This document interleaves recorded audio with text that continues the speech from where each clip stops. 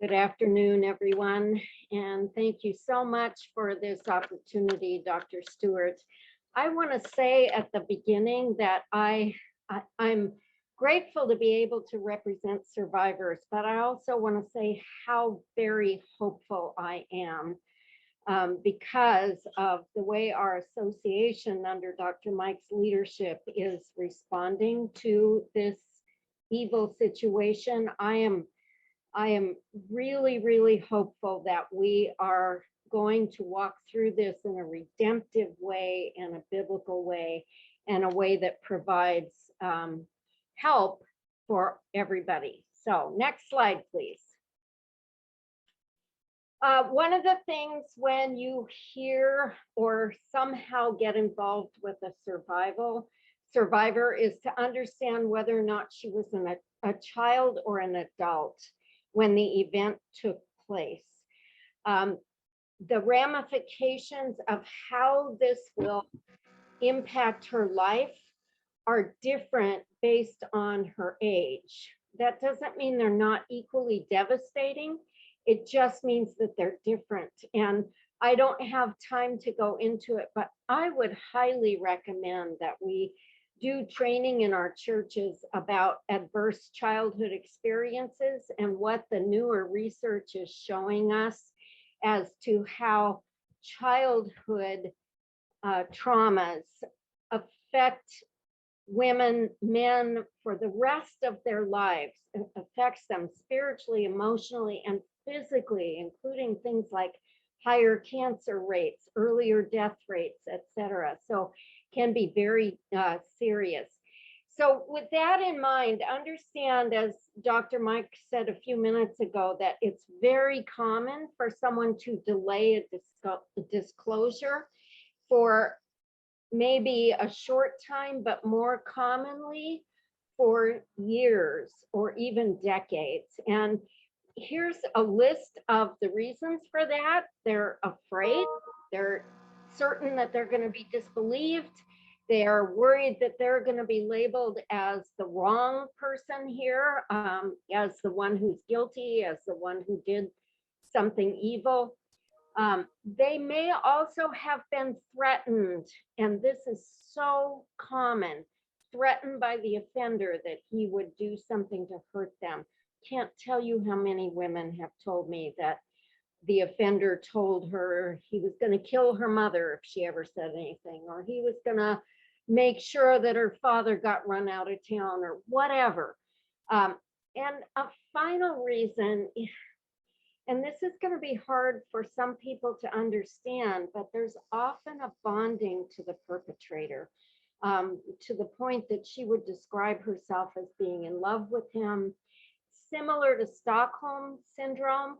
But understand that offenders often groom their targets, and in that grooming, they build relationship. They offer kindness and nurturing and all kinds of things, such that she feels so bonded to him that she doesn't want to do anything to hurt his life.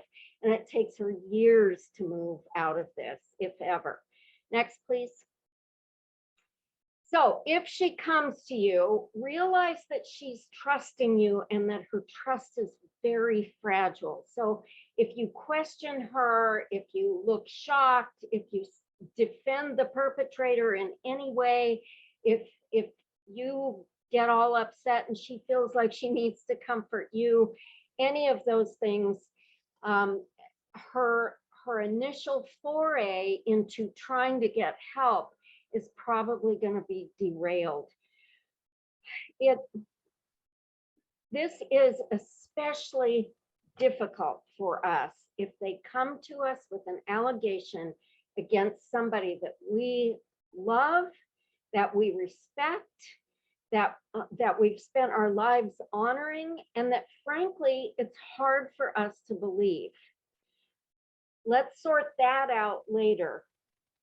And that's part of the reason why we have the courts and the rest, is to figure out, hopefully, who's telling the truth and all the rest of it. But when she trusts you, at that point, what you want to do is just listen and validate and affirm If it turns out that you just cannot cope with this, then you gently and lovingly help her to find someone else that she can talk to. You don't reject her, you just help her to find someone else. It's also important that you follow her lead and figure out what she's comfortable disclosing. And if she says, well, I really don't want to talk about that part, you wait until she's ready. This is so hard for her and demands that she pulls up all the strength within her to be able to talk to you about it in the first place. You want to remain calm, assure her repeatedly that it's not her fault. Now, if she was an adult, you may be thinking, well, she engaged in that affair. Understand that even if she was 40 and he was 45, so they're basically the same age, it still constitutes abuse of power because of his position as a leader in the church, whether or not it would qualify as legal sexual abuse or assault. Okay, that's really important to understand, and that's part of what people missed when we had a pretty famous president who got involved with an intern, and everybody chalked it up to just an affair of sorts, and really there was a huge abuse of power going on. And that's so we can sort out later whether or not she needs to take responsibility for anything that happened if she was an adult. Right now, we want to affirm her and help her realize that it was not her fault that he abused his power. Offer to advocate for her, whatever that might mean for her. That might mean going and telling somebody else. That might mean finding a way to get some further help. It might mean going through the legal system. It might mean all kinds of different things. You also want to continue invitations for relationship. The last thing she needs from you is, after you've had this time with her, is for her to get crickets from you. If she doesn't hear from you again, she will interpret that as rejection, whether it's meant that way or not. And I understand the intuitive thing to protect ourselves is to withdraw after something like this, but it's important not to. And then practically speaking, you might want to help her to access resources for a therapist, because you cannot be her therapist unless you're a therapist, and or legal help or whatever it happens to be. Okay, next, Mike. Nancy, can I ask a question? Yes, please. So if, sometimes a pastor is surprised by where the conversation wants to go. We normally don't get a heads up, hey, I want to talk to you about my sexual abuse. You're normally told someone wants to talk to us about a problem. But this is really kind of, it's difficult for the pastor. I'm thinking about the wisdom of having your wife in the room, or having someone in the room who's listening to things that are difficult, and in order to protect the relationship and to get, I guess, a strength around the response that's going to be healthy. What's your response to that? If it's a pastor and a woman is coming to him about her abuse, and I keep saying her, and I recognize there are plenty of men who have experienced abuse, especially as children, but even as adults. So if it's a woman coming to a male pastor, I would start here and ask her, what you're telling me is really important stuff, and I want to make sure I hear you well. I want to make sure that I understand you well, and I'm wondering if I could invite my wife in to sit with us so that there'd be another pair of ears, so that she could help me to process it and so forth. Okay. That said, it is so hard for somebody to tell one person, and you would really want to be careful to avoid making her feel like somehow she's being ganged up on in here.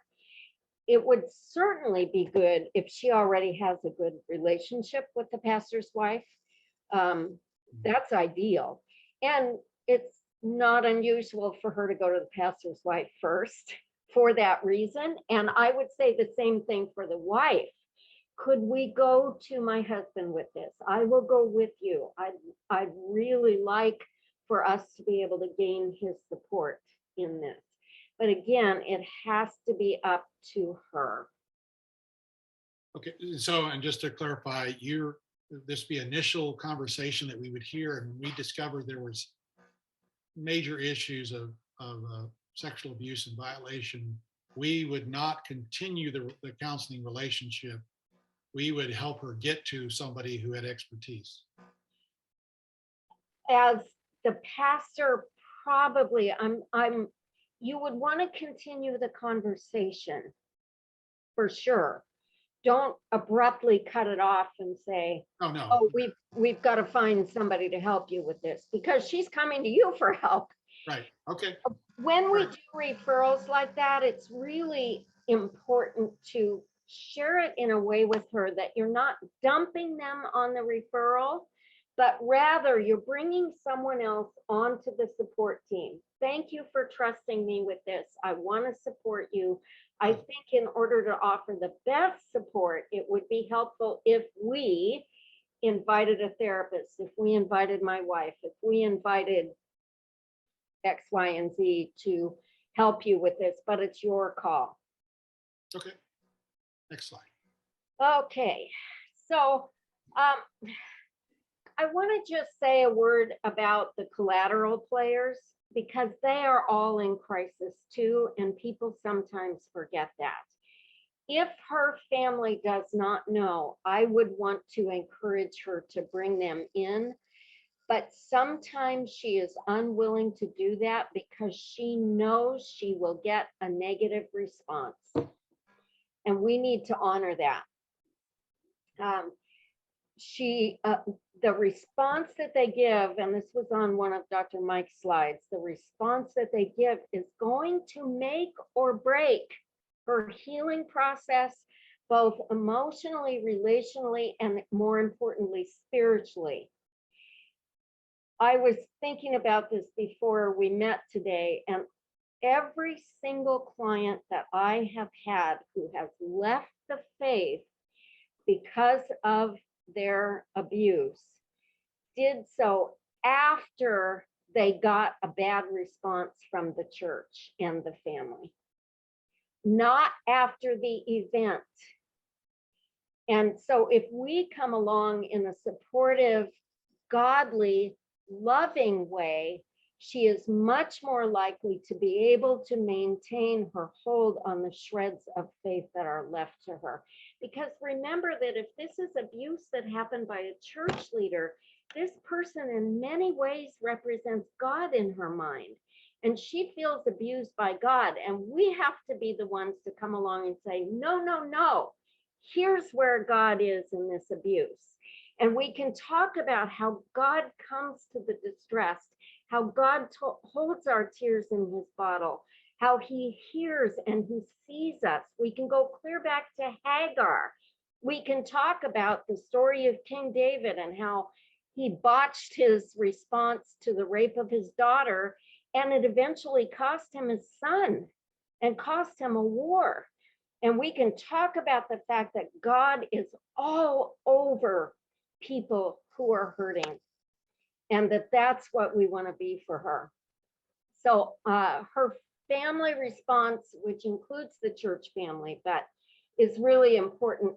But understand that if they are just finding this out, they are also hurting. They are also in crisis. They also need a listening ear. They also need help. And then there's the perpetrator's family, and this is the group of people that most likely is going to be ignored or worse. They are sometimes dismissed or blamed or not even recognized as being hurt in this scenario. They will often withdraw, and it might be up to us to reach out. And they are filled with shame on behalf of what their father or their brother or their uncle did. And I would refer you to how Rabbi Zacharias's daughter responded after everything came out about him. She had a nonprofit ministry that she ran, and she stepped down from it.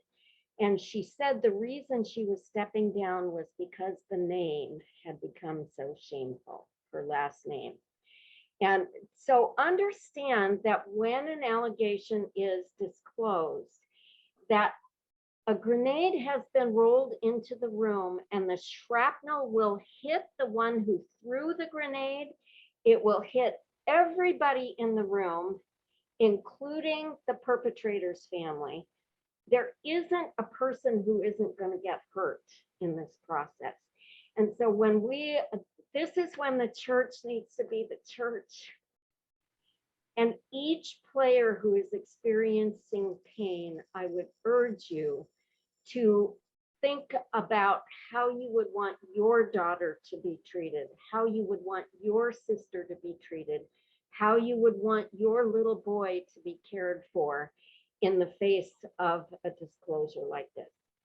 I am going to put my phone number in the chat box if anybody needs to reach out to talk about this further. I'd love to be a resource for you and encouragement to you, and help you with any first steps that you might need.